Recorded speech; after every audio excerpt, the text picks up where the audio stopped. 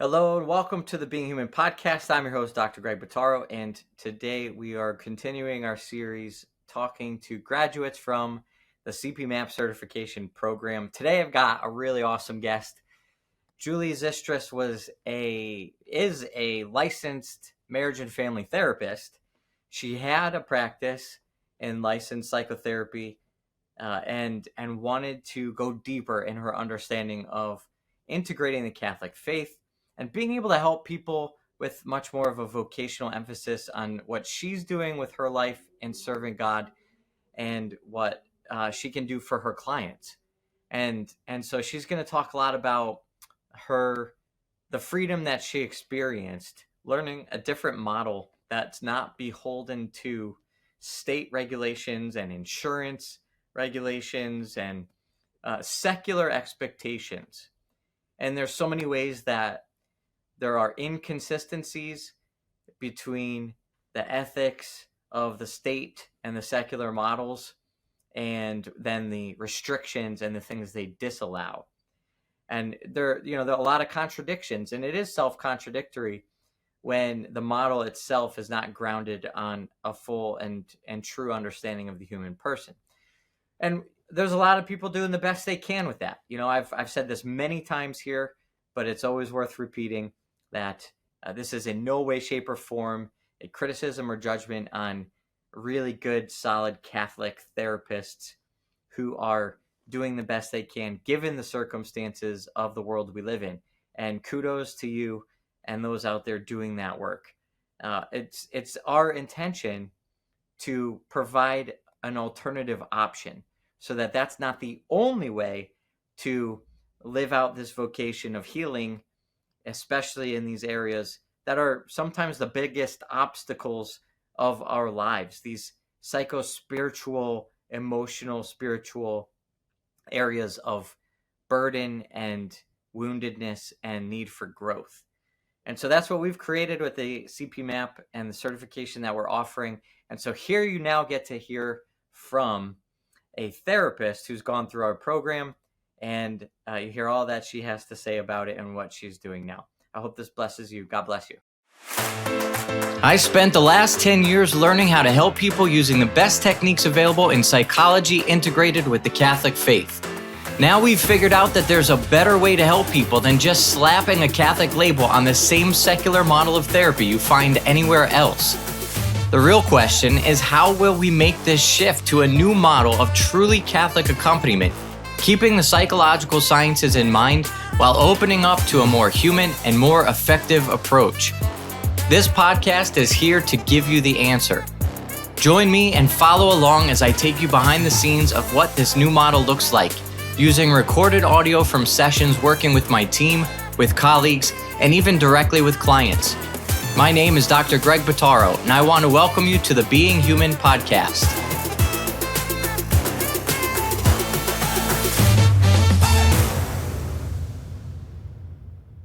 Hello. Welcome, Julie. Hello. This is so great. It's so fun to have people that I know in different ways of life, students that I had in the program, and in this case, a fellow parishioner. Yes. And friends of pastors and local people. But this is a different world being on the podcast here. So thanks for doing this. Yeah, thanks for having me. We're doing this series talking to graduates from the certification program, and just to help people have a better understanding of what this whole thing is really about and what we're doing to do our part to try to shape and change the world. It's been a really exciting thing to build this program, but nothing compares to the blessing of meeting new people and people opening up their own vocations and their own hearts to collaborate in this mission. So I'm really excited to dive deeper with you so that you can share more about what this has been like for you. Oh, absolutely. It was quite a journey. Where let's go back to the beginning. So when did you first hear about CPMAP? Oh, it was I think like during the summer, like August of before it launched in October. So what was that, 2022? Yeah, 22. Yeah, so August of 2022, Father Sam like chased me down in the parking lot and was like, "Hey, do you know Dr. Greg Bottaro?" I'm like, "Well, not personally. Like, I've seen him, like I know of Catholic Psych." And he was like, "Well, he's doing this thing. I think you'd be a good fit for it. Like, I already gave him your name." And then like the next thing I know, I'm like talking to you on the phone about it and being like, "What is this thing that you're doing?" Yeah, so he presented you to me in some of the same way, and he's a little bit of an orchestrator.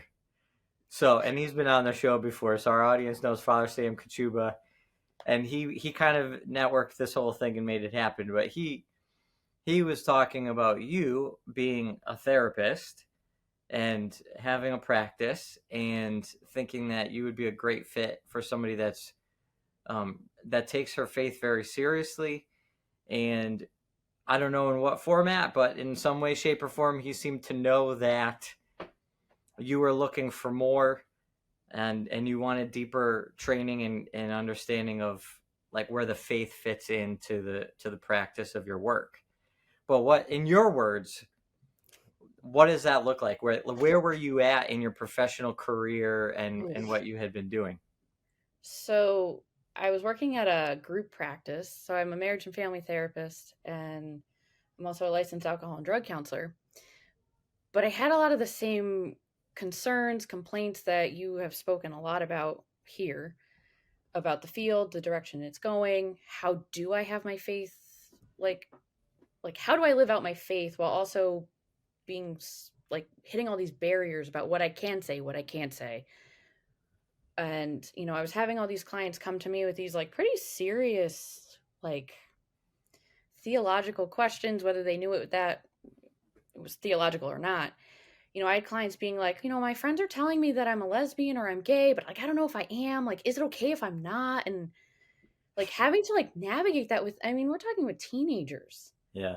And I started to have like a crisis. Like I talked to Father Sam a few times. I talked to another priest who works with Courage International. And so I was like, how do I help my clients without like condoning sin?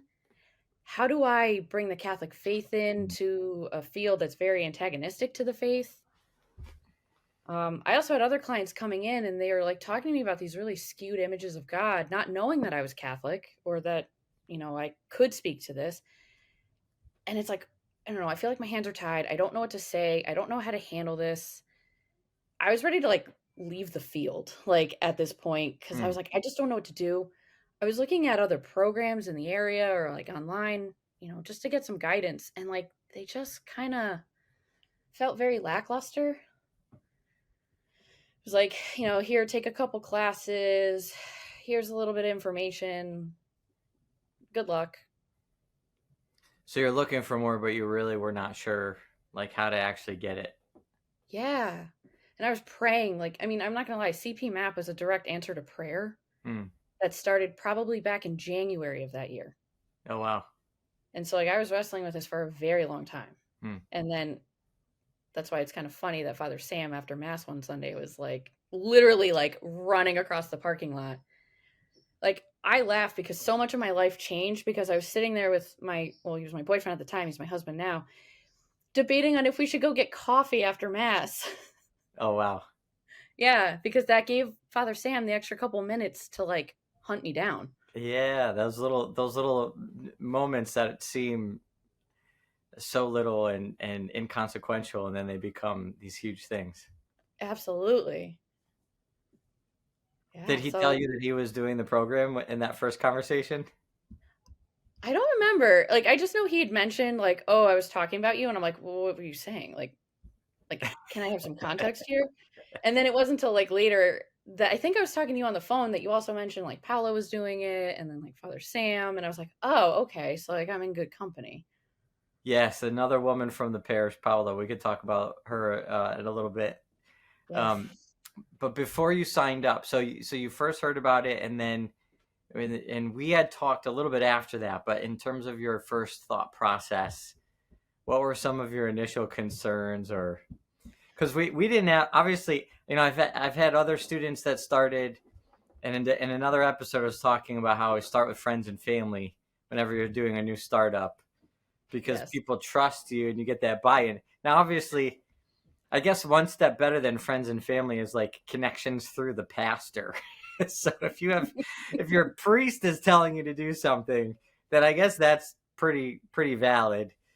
Um, but you didn't know me, really, I had and known you you by didn't. sight and from the podcast. Yeah, and so not like a implicit sort of relational trust built up yet. But what? So I mean, what was going through your head when you were first thinking about signing up? Well, I was nervous. I was kind of scared. It felt like I was like at this crossroads of like I could go left or I could go right, and like I know either way God had a plan for me, but I was like, I think I need to do the thing that is absolutely like terrifying to me because it is so outside my realm, so outside my comfort zone. Um, like I always joke, like I know God has a sense of humor because I very much like things to be neat and tidy and prepackaged, and this was the first cohort, and so things were changing day to day. There was no consistency at No first. nice neat package, that's for sure. I mean, it was great. It was actually super helpful that I wasn't like, as much as I was like screaming internally at times. I was like, I know this is for my growth. I know this is good for But you're me. kind of jumping ahead to like when you were in the program. How about Oh even no, that was before? like week 1, But 2. before you even signed up, like when you were still considering whether or not to pull the trigger. Oh no, I was still, because there wasn't like, okay, like go online and like apply like you would to a college. Like it was like, yeah, we'll send you a link at some point. Like when we get it up and running. So there was still some of that like, am I actually like in the program? Like, But it did was that super conversation early. even happen? Like, am I just dreaming? So there was a lot of doubt and a lot of like Like, what did I nervousness. do? Yeah, or like also like, God, like what are you calling me to? Mm, Like I'm also trusting God in this. yeah. So, that's not terrifying at all. Yeah. So then you're in. Okay, so we get started a little bit. You start getting some of the first courses, Oh my, mentorship. Anthropology 105, I almost quit. One of the lectures. Yeah, that was the whole reflective. Like I was like, I know psychology. I'm not geared for philosophy and like theology. I'm like asking, well, at that point he was my fiance, and I'm like, you like this stuff? Like, can you explain to me the 4 causes? And like, he's like, well, try to teach it to me. So I'm like trying to go through the lecture. I'm trying to teach it to him, and he's like bringing it to this whole new level of like, well, so why do we call it a chair? I'm like, get out. Like, I'm done. Bye. I'm just going to tell Dr. Brian I'm quitting. Sorry, Dr. Greg. Like, I'm out. And then what? I didn't. Then I messaged Dr. Brian is my supervisor. So I was like, hey, so I know you said like we can ask you like lecture questions and da da da da da. And he was like, yeah, that's a Dr. Greg question. I was like, great. Yeah, so there's lecture and there's the supervision and the small group. And so how is that for you, just having that direct supervision, that daily accompaniment from Dr. Brian? That was amazing. Honestly, like that was something that was so lacking in my training in grad school, even my like work experience when I worked in like a community substance abuse program. Like my supervision was terrible. Like no offense to them, but they didn't know how to actually like supervise. So it was like Dr. Brian, it was like I could go to him with like anything, and he was like, okay, so here's what we're gonna do. And then he was like, so what does that bring up for you? Like what's Mm. going on with you? And so that interpersonal, very personal look at it was just so different. And it was honestly life changing. Yeah, that's really awesome. That's something that we've incorporated over the years, and it's not. I had a couple students over the years who came from other programs, and when we provided the supervision, even before we were doing mentorship, even before CPMAP, even when we just had a regular group therapy practice, it was always so obvious to me how necessary our support for each other was. Yeah. And I wasn't thinking about it necessarily in terms of supervision, although that's how it comes out. But it's more just like, if we have a group of like-minded individuals working together in this, like, why not build into our day time that we're really talking with each other about the work that we're doing? It's like, that's going to happen around the lunchroom anyway. So why not actually just schedule it in and then make it really intentional? And I had students coming from other programs that were like, forget, like, I mean, it's great that you're Catholic and you're doing the integration and you're doing like all these other things. And then, but the supervision alone is already worlds apart from what most other places are doing. And I never really appreciated that until really amplifying and scaling how many people we're bringing into the program and realizing, like, as we get bigger, it's the glue that holds everything together. And just sharing with each other and holding these experiences together, it's unbelievable what it's like to work in a place with so much support. Yeah, that was a complete different story when I was working in this like program. It was very much like, you're on your own. Good luck. Oh, Julie, you know what you're doing. It's like, no, I don't. Like, please help me. Like, somebody guide me here. And so they just kind of like let me like go and like figuring it out on my own, which is very anxiety inducing. Whereas here, like, if I have an issue with a client or something, I could like reach Dr. Brian in like 3 different ways. Mm. And like, he'll be like, okay, like, hang on a second. Like, let's take a breath. Where are you at? What's going on? And And how about your group? Like, you had the small group experience as well. yes. What was that like for you? I think it was a little easier. I'm not going to lie, because I had Paola in my group and I knew her from before. Mm. And so it was a little less nerve-wracking to meet people who I'd never encountered before. To have someone I knew. And like, I didn't know Dr. Brian before the retreat and like the kickoff to the whole thing. I only knew him from the fact like the 2 of you were on the podcast, and I was like, oh my gosh, like, podcast, like, this is like a whole other level. Like, oh yeah, big time celebrities. like, and he knows this. Like, I've told him this. Like, I was like, yeah, I was really nervous first meeting you because, like, first off, like, you're pretty high up in Catholic Psych, and then also like you're on the podcast. Like, not that you're a celebrity, but like, you're kind of a celebrity. And he laughs. Like, the he's like, yeah, I can tell you're really nervous. Are ridiculous. He's like, yeah, I knew you were really nervous. Like, but then as I got to know him, I'm like, all right, yeah, no, I'm not nervous. Well, this is a whole nother topic of like perception and like what that does in our. It's so funny. Like, as much as we have office hours, I make myself available to students, and after like a year of this, I realized there are too many students telling me that scheduling time with me is triggering all sorts of parts, and it all has to do with like being nervous and all this stuff. I'm like, this is ridiculous. Like, this is not lining up with my experience of myself. Certainly no objective reality of any kind of status. So like what it means to like have this perception of the kind of implicit hierarchy of an organization and things like that.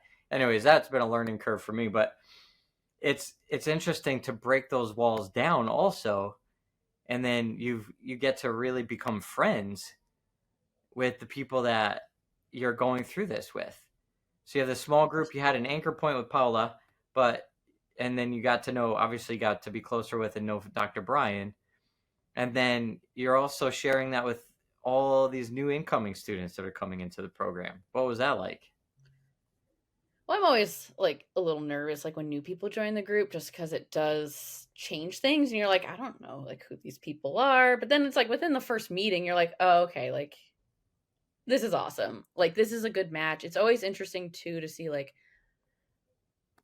who comes in, like, and then it's like after a few weeks, you start to realize like, oh, like, this feels like God put this together. Right? Because it's like there's certain things we either have in common, there's certain dynamics we can work through. which is also new. Like, again, previous work experiences, there wasn't a lot of working through stuff. There's all these dynamics going on. No one's addressing it. No one's talking about it. But in supervision, they're like, you should probably bring that up, huh? Like, you should probably be pretty direct and like tell that person how you're feeling. Yeah, it's So, crazy. It's in on some level. It seems like sometimes they're like, "Where are the boundaries? Like, don't we have boundaries?" And then it's like, actually, we have so many boundaries that we own it really well. And then we're like, no, we're gonna talk about this because of boundaries. yeah. Like, we have to talk about this. If we don't talk about it, then we are not stewarding our relationships well. And there's going to be ways that these things come out. Oh, yeah. And they'll come out sideways. Yes. So you're So that's been really helpful, actually, to be more direct, to be like, actually, I have to tell this person, like, you kind of upset me here. Like, I have to be assertive. Ugh. Like, but it's been so helpful. So then you're going through the program, and well, I guess we could talk about a couple of things, but you happen to really connect with Paula in the program. I mean, you obviously knew each other outside the program, but then what you wanted to do afterwards seems to have lined up with what she wants to do. Yeah. That was a surprise. How was it a surprise? Well, it happened because we were actually just talking about it after like a young adult night in the church parking lot. It was like 11 p.m. and like we just started like talking, and I was like, I forget who said it, but we were like, should we just like work together on this? And it just felt like the Holy Spirit just like was moving so strong, and like we both had just like this sense of peace and consolation. And even when we hit like some challenges of certain things, like when we meet and talk about it, it's like, oh, like Can you there's give an just this example? What's peace. a challenge that you met? Well, like we're just trying to figure out like the business structure and like just like very practical things of how do we get this up and running? How would we do like paperwork? Like how do we navigate that stuff? Um or like marketing. Like these are all things that are not my strong suit. I have no training, where she can like generate like a social media post like in 10 seconds. Like she's very good at coming up with ideas, whereas I'm over there like I just spent 6 hours on this and it's like I'm hitting a wall, right? So, but then for her, she's like, "Well, I can't do paperwork." And I'm like, "Oh, I would love to do paperwork all day long. Like I That's love hilarious. databases, spreadsheets, like." So she was like, "Okay, like we both realize we need each other. Like my weaknesses are her strengths and vice versa." That's really, really beautiful. That's so interesting. And we do, like, we focus on that as content in the program a lot. We talk about some of these complementarities between different disparate ideas or realities, like gender, for instance. We talk about gender complementarity or vocational complementarity between married and celibate vocations. But you're talking about kind of a personality complementarity and a Yeah. strengths and skills complementarity that emerged from interacting within the group, and then but it's also a person that you're actually in the same community with. Yeah, she was one of my friends before, but now like best friend level, and it's really because of this program. That's really beautiful. She has not yet graduated. It's coming up. Come on, Paula, we're rooting for you. When we first started, we had a lot of flexibility. We still have some flexibility in part-time or full-time, but we've added a little bit more qualification around the expectations.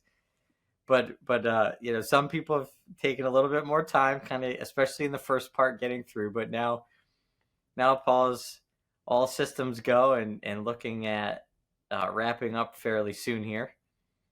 And so what's on the horizon? What are you guys going to be doing? So we want to come together to partner to work or with people who struggle with family wounds, faith wounds, and financial wounds. So a part of this is going to involve some fundraising so we could subsidize mentorship for underserved communities. That's really beautiful. Yeah. So we're going to have different parts of it we're each going to be working on. So like with my background in marriage and family therapy, I'm looking more towards like the family wounds. She has some experience with fundraising, so she'll be really leading that charge. And I'll just be like, all right, like I'll file the forms, like I can do the paperwork here. But it's coming together to, I don't know, like we've just seen a lot of like similar woundings across those three, like we call them like the triple Fs, like those three Fs. So, a lot of people who have these like family wounds, they also have wounds with their faith or how they see God. And then we also find a lot of people who have financial or other, barriers to getting help. Like they need it the most. And so to be able to reach them, to be able to provide services to help them in a way that also supports like their dignity. It's something very much on both of our hearts. Yeah, that's awesome. I just really love, like I said in the beginning, like starting off with an inspiration. I know God like led me to this for my reasons, and then inspired the development of all of this. But then when the thing that he's inspired me to develop is a thing that opens the door to so many other people, it just is like a compounding blessing, and the blessings just amplify and compound and grow in their impact. So it's like I get to sit here and now hear your story, hear Paula's story, like see how this model of certification and what we're doing now takes root in different people's lives in different ways, and it's as unique as people are.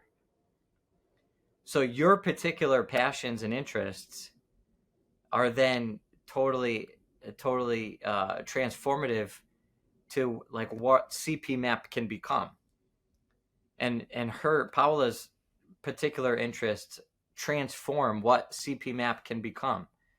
We have other graduates who have done well. Father Sam we talked about already. So Father Sam, as a pastor, as a spiritual director, as as a priest, he transforms what CPMAP can become, and it's just awesome. I'm here for the ride at this point. Like I get to just sit and watch and see God's story unfolding in so many different people's lives.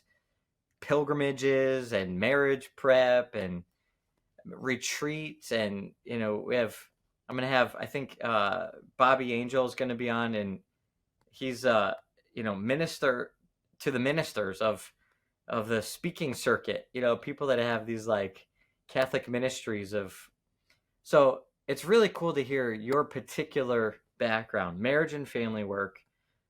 You're already coming from the world of mental health. You're already licensed, and you really have this heart for healing families and helping heal the wounds of marriage, and you get to now amplify that work in such an awesome way. Yeah, it's really exciting. I mean, because like, gosh, back in like 2015, God, like, actually, like, I heard him like speak to me of like, you're gonna restore families, and I was like, okay, then get me into grad school, I guess. Like, so then to see, so I get the degree, and then I was like, oh, this isn't quite it, right? Because I can't bring in the faith.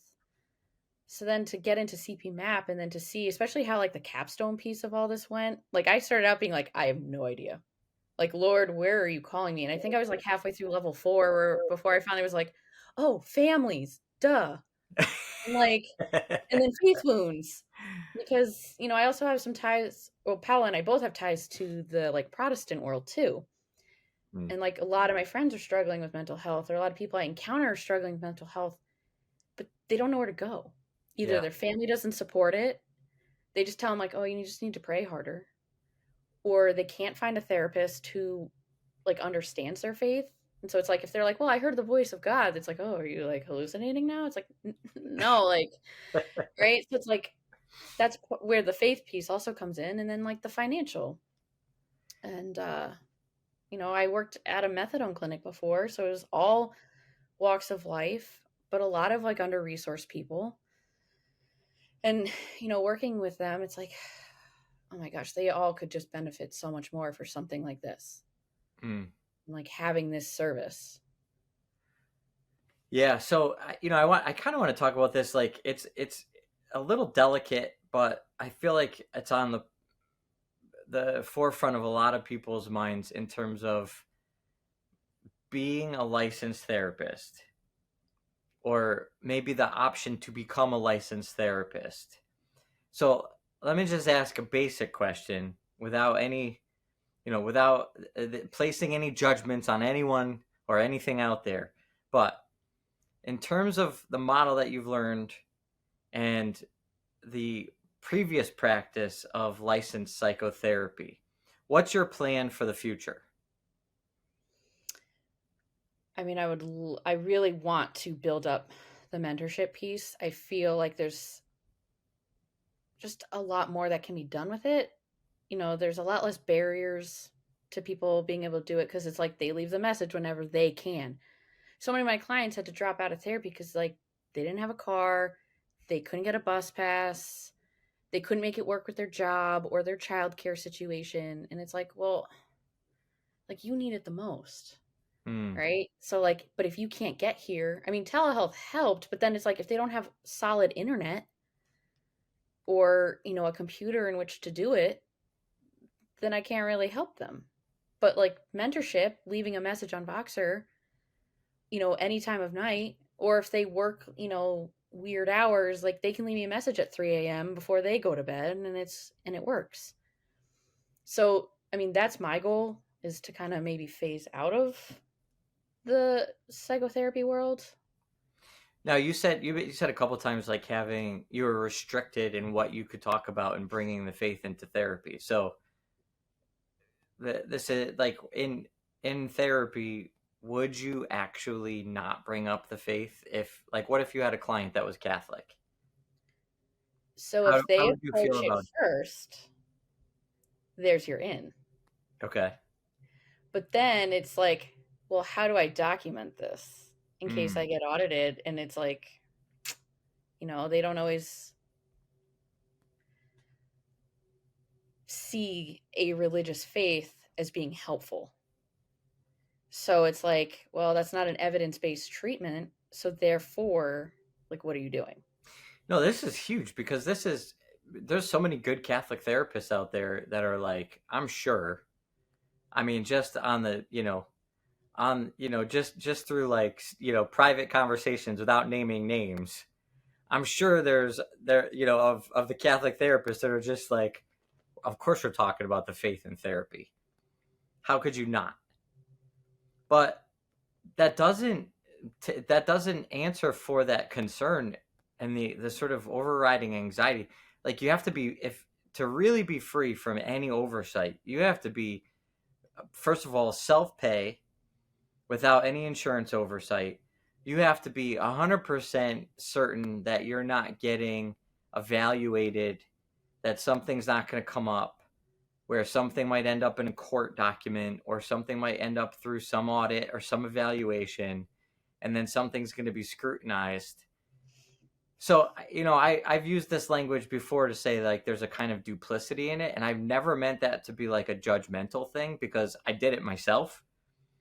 But you kind of have to wear a couple different hats.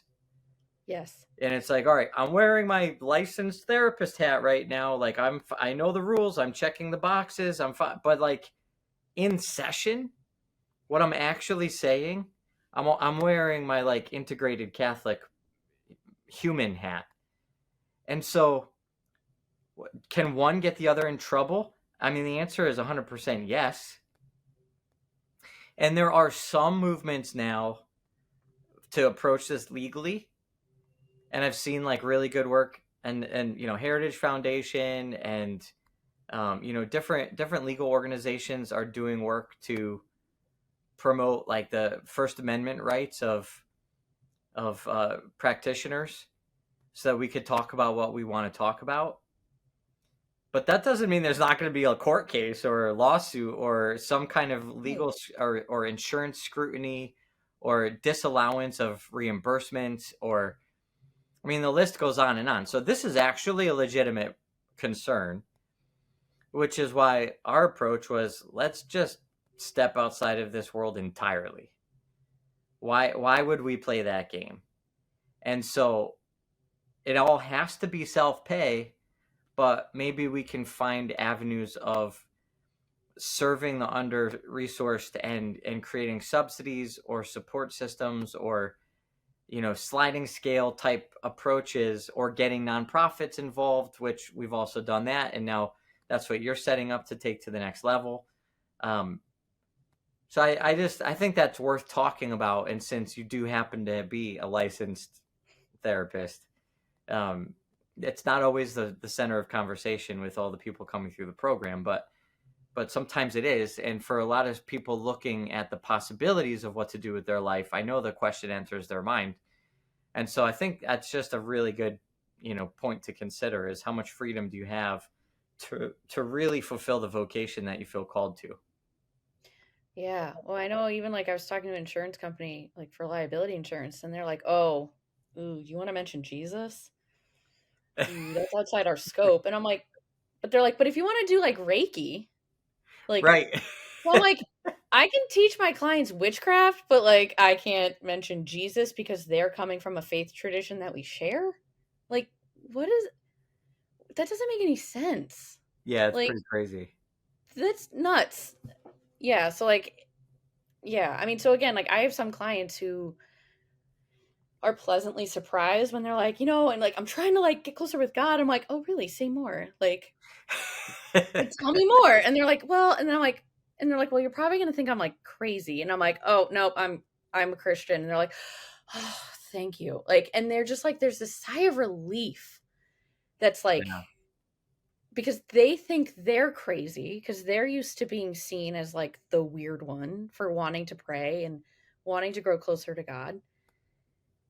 And then they find out like, oh, wait a minute, my therapist is too? Like, oh, this is Well, amazing. this is a whole nother level too. And I think that, I'm actually about to be leaving for Australia pretty soon. I think probably when this episode is released, that I'll be in Australia.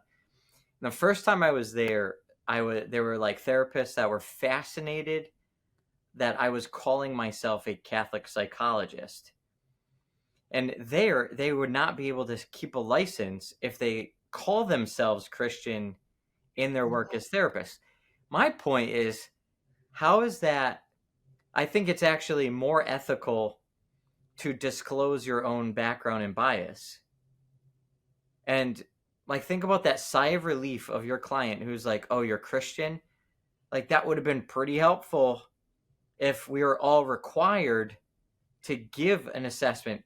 Some pockets of therapy, of theoretical systems, are so divorced from humanity that they propose that we could be unbiased in relationship, as if we can enter into the therapeutic relationship without any preconceived notions or biases or beliefs, as if our belief systems can be divorced from how we operate and talk to people. That's the premise on which secular psychotherapy is built. So when they say, oh, don't tell anybody what your faith background is, they're basically saying, we believe that faith background is the kind of thing that can be separated from the way you interact and relate to other people in your life. So keep it at home behind a closed door and don't tell anybody about it. Yeah. Like, it's a fundamentally false premise that we would take real disagreement with. Oh, yeah. I mean, at my last job, like we had people fired because they tried to talk about Jesus. But like, it was an addiction program, so it was like, oh, well, I'm just going to call it like your higher power. Yeah, And like I would have ways clients. I'm sorry, what? You gotta find ways to like play the game. Yeah, like I would have clients who are like, no, it's not my higher power, it's Jesus Christ, the Son of God, right? And I'd be like, I like you.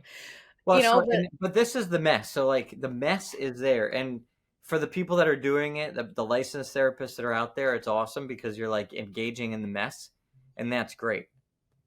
And what we're trying to do is create an alternative option where there's no mess. It's a little bit more, I guess it takes a little bit more to jump into a program that's unproven, unaccredited. You're not going to get a state license, but the thing that you're giving up is in order to gain an environment and a process that is mess-free. And, you know, the biggest mess that we have is like, what was the link for that sign-up page again? Like, and we've hopefully cleaned up a lot of that, so it's not your experience anymore.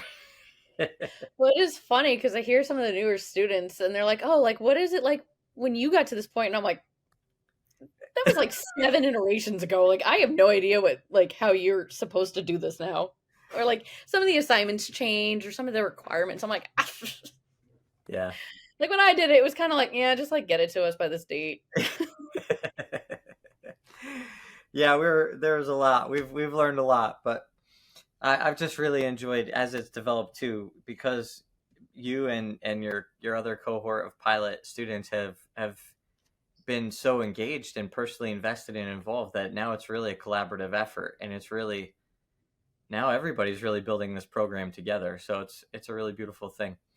Well, so do you have as we're wrapping up here, do you already have anything published publicly in terms of like where to find more information about you or the stuff that you're building? So I have my partner page on the CatholicPsych website. Right. Website is incoming. I do have a Instagram page that also has links. We'll put all the links to the show notes in the show notes here to all your stuff, and then we'll update that as well. So once Paula gets across the finish line and you guys launch your website, do you already have a name for what you want to do? Yes. I mean, we don't have it like officially yet. That's okay. You don't have to tell me if you don't want to. No, we want to call it Restoration Story. Beautiful. That's awesome. And so yeah, you'll be trying to raise money for and provide stipends and subsidies for people who don't have the resources to get the help that they need, and Yes. And then serving families. Yep. And helping people in their faith lives. Absolutely. Beautiful. Awesome. Well, Julie, thank you so much. It was really awesome to spend this time with you and hear more about your experience. Yeah, no, thank you. This has been wonderful. All right. God bless you. God bless. Thanks for listening to the Being Human podcast. If you've enjoyed this episode and want to help us spread the word and hear more, please head over to iTunes, leave us a review, and subscribe, as it really helps us to get our content out to more people. Be sure to listen next time as I take you deeper into what it means to be human.